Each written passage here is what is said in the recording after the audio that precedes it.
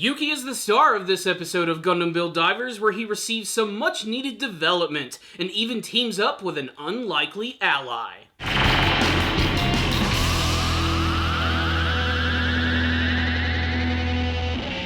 This is an episode of Gundam Build Divers which leaves me a little conflicted. I have to be perfectly honest here. I have to speak from the heart. I loved and hated this episode of GBD. The reason that I didn't really care for it all that much is that in the grand scheme of things, it was just kind of boring. What I will say is, there were some strong elements about this episode. One, I like the fact that Yuki got a lot of development in this episode. Hell, he's had more development than the main character from the series, all contained within this single episode right here. Another reason that I really liked this one is that they're finally starting to get into what is the big deal with Sarah in the first place. She's effectively the mascot of the Build Divers team, but clearly, since the beginning of the series, there's been a mysterious element about her, and it's made almost perfectly clear in this episode she is some sort of bug or virus which exists within the GBN, and she's actually the one who might even be responsible for all of the crazy things that have been going on in this world. They haven't been very subtle about it through the entire series, and it was kind of obvious, but it's kind of strange that they're finally starting to delve into those aspects of her storyline in an episode which is ultimately devoted to Yuki. Not to mention, we get to see the return of Doji, who is, I'm not gonna lie guys, probably one of my least favorite Gundam characters of all time. I don't know what it is about Doji, but he absolutely pisses me off, and I just really wish somebody would cut him in half with a giant beam saber. I don't know why, he just irritates me. Maybe it's his stupid design, maybe it's the fact that his character has barely changed at all since the beginning of the series. But the good news is, after this episode, both Doji and Yuki, and even Sarah, grow a little bit as characters. So this entire episode right here is all about Yuki, Sarah, and Doji taking part in this competition, which is a mirror battle, where they go into this world and they have to go through all of these trials, and then ultimately it all ends with a big gunpla battle, because this is Gundam Build, after all. And throughout the entire episode, both Yuki and Doji have to come to terms with the fact of where they are with their teams, where they stand, and how they're important to them. They also have to get over the fact that they'll never be like their respective heroes. Yuki will never be Riku, and Doji will never be Hellfire Ogre. And Sarah, well, Sarah's just sort of there for moral support and to have a good time while they completely suffer through all of these challenges, which seem kind of arbitrary at first. Mostly it's just them trying to traverse a landscape or solve puzzles or even play baseball, which I thought was kind of a nice reference to one of the episodes from the very first season of Gundam Build Fighters, an episode which I absolutely loved, the baseball battle with Luong Dalara. One of my favorite and most unique episodes from that series. Here, it's nowhere near as entertaining, and it just absolutely flies by. There's also a ridiculous sequence when they're having to traverse this massive icy landscape, and they end up falling in some water, and because they fell into icy water, they take refuge in a cave and start a fire. They're in a virtual world! Seriously, is this even necessary? Like, the whole scene is just so laughably ridiculous, and all it does is just serve a purpose to show these characters come together, to analyze their weaknesses, and show how they can actually become stronger. I like it for the character development, but man, it just takes me out of the moment when I think about these things. If you don't think about these things, maybe you can end up having a little bit of fun with this episode, but ultimately it ends exactly the way you would expect, with a big gunpla battle. We get to see both Yuki and Doji utilizing their gunpla, fighting against these mirrored versions of theirs, which have a black and green color scheme, which I have to admit actually does look pretty freaking cool, and it's in this moment that they realize that they don't necessarily have to change who they are, they simply just have to improve certain aspects of the way that they actually battle. And they do a really great job against these things, but things get really weird when Sarah is suddenly confronted by what is seemingly a evil clone of herself, which is something that I think was created in the mirror world. However, when she makes contact with this being, suddenly the enemy mobile suits fuse together and transform into a giant monster version of itself. And I have to say, it's a unique design. It's unlike anything that I've actually seen from the Gundam universe before. And while it does look really cool, it pretty much just all ends when Doji decides to take it out by blasting it in the butt. And that's not like a joke or anything. That's like literally his plan, with Yuki doing what he does best, which is acting as sort of a backup, and then Doji gets in close and literally like gets underneath the taint of this giant robot and blasts it. The day is saved, and no one questions why this glitch happened or why these two mobile suits even fused in the first place. And Yuki and Doji end up becoming stronger characters, and they even plan on upgrading their gunpla. In fact, I think my favorite scene about this episode is probably at the very end, where Yuki is getting ready to get a brand new gunpla, which is going to be a combination of the Jagan as well as the Gundam Double X. This would be really cool if they didn't already tease it in the intro, but just the prospect of seeing a combination of these two mobile suits is interesting.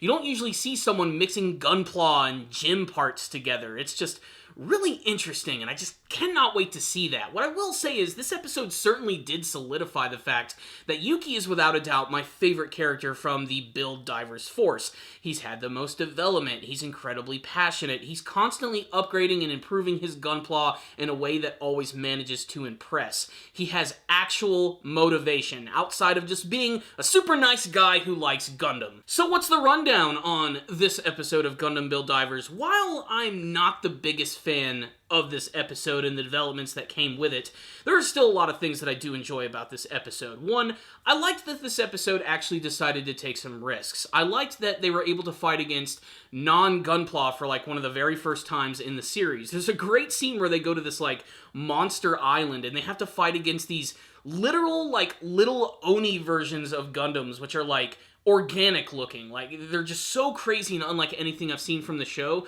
and it's just more of that, please. I just want to see more unique stuff. But ultimately, this entire episode was about two reluctant people coming together, getting over their differences, and improving upon themselves. Sarah is basically just sort of there, and it's a shame because I thought when they were going to finally start diving into the elements of what she is and what her entire deal is, that Riku would be involved, and conveniently he's not around to see any of this stuff, so we're just gonna sweep that under the rug until we actually get to that part of the story where it's actually important.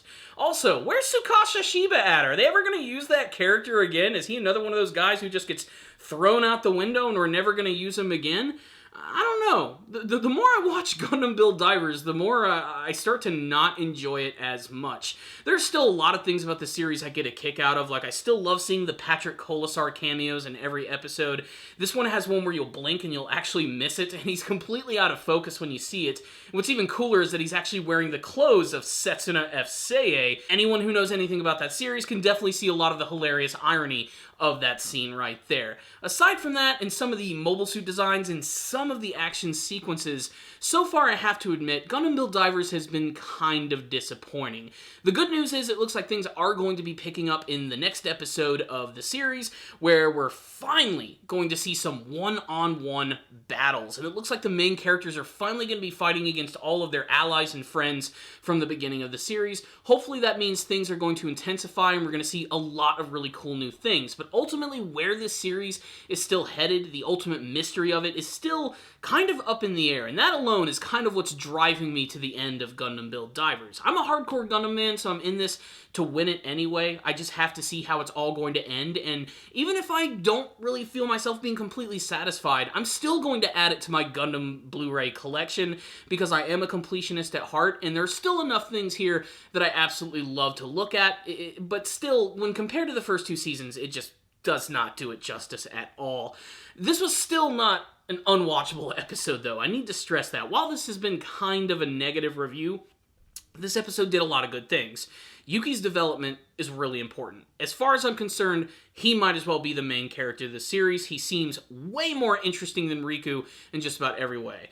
I also love that we finally got to see more of their brand new base in action, because it's just a tropical paradise. They have a giant friggin' pirate ship that they live in with an aquarium at the bottom. Whenever they launch from their gunpla catapults, it's actually inside of a waterfall on the island. Visually speaking, it's really cool, and they could set up some amazing battles at this location. But they decide to go in an opposite direction with this episode, and who knows, maybe some other characters might actually end up getting development. But if they don't, that's going to be disappointing, as the only characters that really got the most solid development from the series are Yuki, Ayame, and Koichi. And that is an utter shame that the main characters do not get that at all. I know some people say that the main character is supposed to be sort of like a stand-in for the viewer, the link, so to speak, but I'm just not really feeling it in that sense, and I'm really glad that the side characters sort of make up for the shortcomings of the main character of the series. And if you're an Ayame fan, prepare to be excited. In the next episode, there's going to be swimsuits. What more can I say? This was a painfully average episode of Gundam Build Divers, which I can only recommend for the most hardcore of hardcore Gundam fans, if only to see all of the amazing references, and to maybe get a chuckle or two from the ridiculousness of Yuki and Doji. That being said, it was okay to me, and I just have to say that I have to speak from the heart. I can't lie and say that every episode is absolutely stellar in my opinion. Otherwise, it wouldn't be my opinion. But I'd love to hear from you guys. I'm giving this episode, though, a 3 out of 5.